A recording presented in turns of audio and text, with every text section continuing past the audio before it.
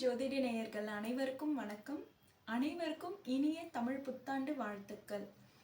இந்த தமிழ் புத்தாண்டு சித்திரை மாதம் தொடங்கி அடுத்த ஆண்டு சித்திரை மாதம் தொடங்கும் வரை எந்தெந்த ராசிக்கு என்னென்ன பலன்கள் வரப்போகுதுன்னு தான் பார்க்க போகிறோம். அதாவது இந்த தமிழ் புத்தாண்டு காலத்தில் 4 முக்கியமான கிரகங்கள் இடம்பெயர்து. இதனால் எல்லோருக்குமே ஒருவித மாற்றங்கள் நிகழும் வாழ்க்கையில்.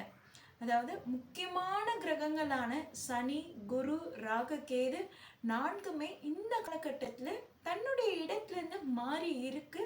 அப்படி மாற்றத்தினால ஒவ்வொரு ராசிக்கும் ஒவ்வொரு மாதிரியான நிகழ்வுகள் ஏற்படும். அது எந்த மாதிரி இருக்கும்? அது அதிர்ஷ்டத்தை கொடுக்குமா, இல்லை நிறைய எக்ஸ்பீரியன்ஸை கொடுக்குமா, சோதனை காலகட்டமாக இருக்குமா, ரொம்ப இன்பமாக இருக்குமா அப்படின்றத தான் நாம் தொடர்ந்து பார்க்க போகிறோம். அந்த வகையில் கன்னி ராசிக்கு இந்த தமிழ் புத்தாண்டு எந்த மாதிரியான பலன்கள் அனுபவிக்க போகுதுன்னு பார்க்கலாம். அதாவது இந்த தமிழ் புத்தாண்டு ஏப்ரல் மாதம் 14ஆம் தேதி முதல் அடுத்த 2026 ஏப்ரல் மாதம் 13ஆம் தேதி வரை எந்த மாதிரியான பலன்களை கன்னி ராசியினர் அனுபவிக்க போகிறாங்க, எந்த மாதிரியான பலன்கள் பெற போகிறாங்கன்னு பார்க்கலாம் வாங்க. ராகு கேது 6-12 பொசிஷன் ஆகுது. இதுவே உங்களுக்கு ஒரு நல்ல அமைப்பு தான். அதே மாதிரி குரு உங்களுக்கு கேந்திர ஸ்தானத்தில் இருக்கிறதும் பெரிய மைனஸ் கிடையாது. சனி 7ஆம் இடத்துல இருந்து பார்வை பெறுது.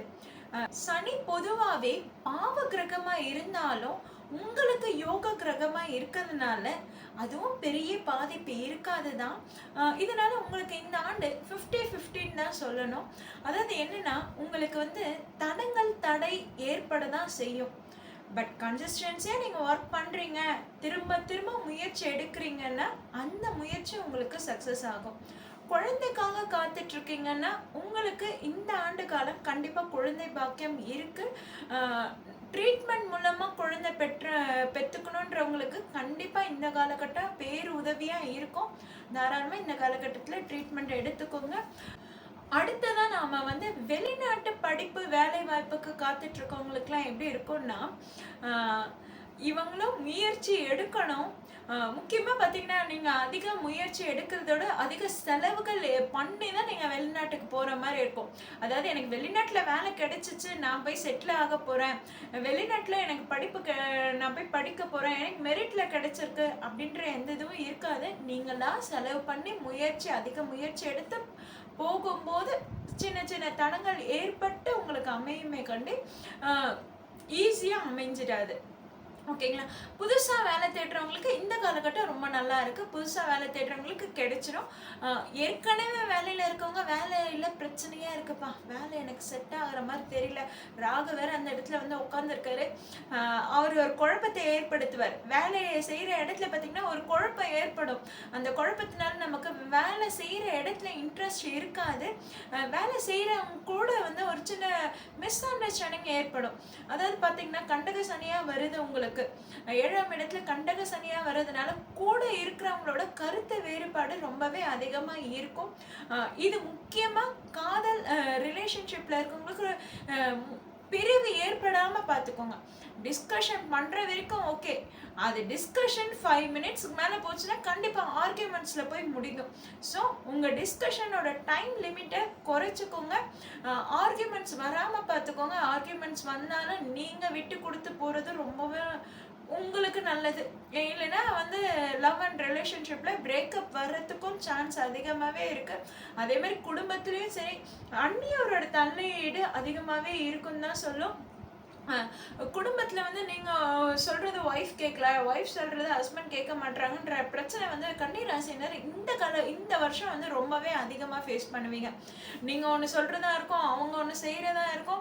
இதை நீங்கள் மாற்றி பேசி நான் என்ன சொன்னேன், நீ என்ன செஞ்ச, நீ சொல்கிறத நான் கேட்கணுமா, நான் சொல்கிறத நீ கேட்க மாட்டியா அப்படின்ற ஒரு கருத்து மோதலே அதிகமாக இருக்கும். இந்த மாதிரி பேசி ஒன்றுமே இருக்காது, விஷயம் ஒன்றும் இருக்காது, ஆனால் பிரச்சனை மட்டும் ரொம்ப பெருசாக பூதாகாரமாக வெடிக்கும். அந்த மாதிரிலாம் இப்போ கன்னி ராசிக்கு அமையக்கூடிய காலன்றதுனால மோஸ்ட்லி நீங்கள் உங்கள் விஷயத்த கூட நீங்கள் மற்றவங்க கிட்ட ஷேர் பண்ணிக்காதீங்க. மற்றவங்க விஷயத்தில் தலையிடாதீங்கன்னு சொல்கிறத விட உங்கள் விஷயத்த கூட நீங்கள் மற்றவங்க கிட்ட ஷேர் பண்ணிக்காமல் இருக்கிறது பெட்டர். அதே மாதிரி வேலையில் ஒரு நல்ல ப்ரொமோஷன் கிடைக்குமா, எனக்கு ஒரு நல்ல ஹைக் கிடைக்குமா, எனக்கு ஒரு நல்ல பொசிஷன் கிடைக்குமான்னு காத்துட்டு இருக்கவங்களுக்குலாம் கொஞ்சம் டிலே ஆகும். இந்த காலகட்டத்தில் வந்து நமக்கு டைமுக்கு டக்குன்னு இங்கே செட் ஆகும். எல்லாருக்குமே எல்லா இதுவும் கிடைச்சிச்சு, எல்லாருக்கும் ஆஃபர் லெட்டர்லாம் வந்துடுச்சு, நான் வேலை தேடிட்டு இருக்கேன், இன்னும் ஆஃபர் லெட்டர் வரல அப்படின்லாம் நிறைய பேர் புதுசாக வேலை தேடுறவங்க கொஞ்சம் பயப்படுவாங்க. அவங்களுக்கு வேலை கிடைக்கும் தான், பட் அவங்களுக்கு அஃபிஷியலாக அனௌன்ஸ்மெண்ட் வர்றது, அஃபிஷியல் லெட்டர் வர்றதுன்றது கொஞ்சம் டைம் எடுத்துக்கும்.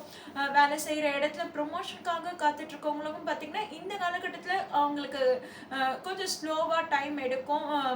சில பேருக்கு அடுத்த வருஷம்தான் அந்த அமைப்பே இருக்கும். நீங்கள் உங்கள் வேலையில் ஓவர் எக்ஸ்பெக்டேஷன் வச்சுக்காதீங்க. எக்ஸ்பெக்டேஷன் அதிகமாக இருக்கும்போது உங்களுக்கு அந்த இடத்துல ஏமாற்றம் ஏற்படும். ஏமாற்றம் ஏற்படுறதோடு வேலை செய்கிற இடத்துல உங்களுக்கு வந்து அந்த இன்ட்ரெஸ்ட் குறைஞ்சிடும். ஓகேங்களா? ஏற்கனவே எக்ஸ்பெக்டேஷன் அதிகமாக இருக்கும்போது நமக்கு ஏமாற்றம் ஏற்படுது. அதே மாதிரி கூட இருக்கிறவங்களோட பேச்சும் வந்து அவ்வளோ சுமூகமாக இருக்காது. இதனால் வந்து உங்களுக்கு வேலை செய்கிற இடத்துல இருக்கிற இன்ட்ரெஸ்ட் குறையும்.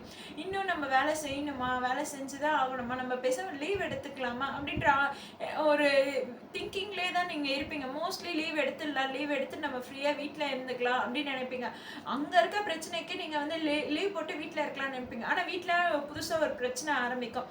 அட எங்கே போனாலும் ஏதாவது ஒரு பிரச்சனை இருக்குதேடா, எப்பா நான் எங்கடா போகிறது அப்படின்ற மாதிரி கொஞ்சம் புலம்புற காலகட்டமாக தான் இருக்கும். நீங்கள் அதனால் வந்து உங்கள் வேலையில் மட்டும் கண்ணு கருத்தமாக இருந்துருங்க.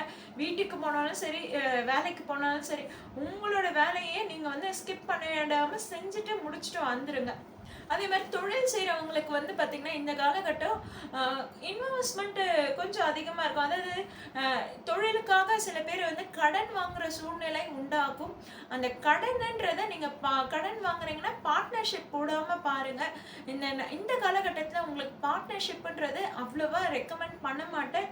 உங்களுக்கு பார்ட்னர்ஷிப் இந்த காலகட்டத்தில் அவசியம் இல்லைன்றதை விட அவசியமாக இருந்தால் மட்டும் தேவைப்படுதான்னு பார்த்து 90% என்னால் பார்ட்னர்ஷிப் போட்டால் மட்டும்தான் வேலை செய்ய முடியும், தொழிலை தொடங்க முடியும்னா ஒரு நல்ல அக்ரிமெண்ட் போட்டு நீங்கள் பார்ட்னர்ஷிப்பை போட்டுக்கிறது பெட்ரு. இல்லைன்னா பார்ட்னர்ஷிப்பை அவாய்ட் பண்ணிவிடுங்க தொழிலை புதுசாக ஆரம்பிக்கிறவங்களுக்கு.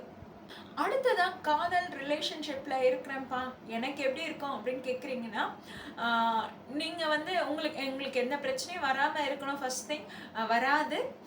நெக்ஸ்ட்டு அடுத்தது என்னென்னா, உங்களுக்குள்ள ஏதாவது ஒரு சின்ன பிரச்சனைனாலும் அன்னன்னைக்கே முடிச்சிடுங்க. மறுநாள் வரைக்கும் கொண்டு போகாதீங்க. காலையில் ஒரு பிரச்சனை வருதுன்னா அது மதியம் சாயந்தரத்துக்குள்ளே முடிச்சிடுங்க. முடிஞ்சாலும் நைட்டாவது அது ஃபுல்லாக கம்ப்ளீட் பண்ணி முடிச்சுட்டு மறுநாளுக்கு கொண்டு வராமல் பாருங்கள். லவ் மேரேஜ் பண்ணுறவங்களுக்குலாம் வந்து என்ன சொல்கிறேன்னா, கொஞ்சம் பொறுமையாக இருந்தீங்கன்னா உங்களோட லவ் மேரேஜ் சக்ஸஸ் ஆகும். ஓகேங்களா? பொறுமையாக இல்லாமல் அவசரப்படுறீங்கன்னா அது பிரேக்கப் போகிற வரைக்கும் சான்ஸ் இருக்குது. ஸோ பொதுவாகவே கன்னி ராசியினர் இந்த ஆண்டு காலம் பொறுமையாக இருந்தால் வெற்றி.